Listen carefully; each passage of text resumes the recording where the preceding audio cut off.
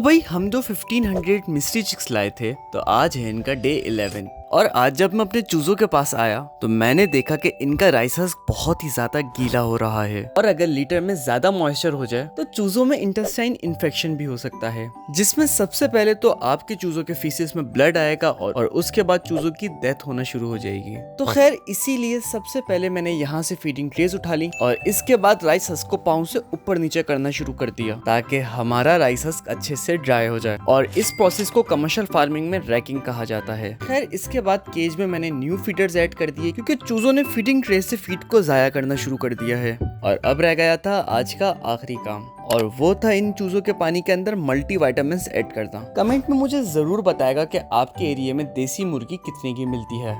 अगर वीडियो का next part देखना चाहते हैं तो वीडियो को लाइक कर देगा। साथ ही अगर आप हमसे पोल्ट्री फार्मिंग सीखना चाहते हैं तो फार्मिंग का कोर्स भी बाय कर सकते हैं, जिसकी फीस है 2500 रुपीज।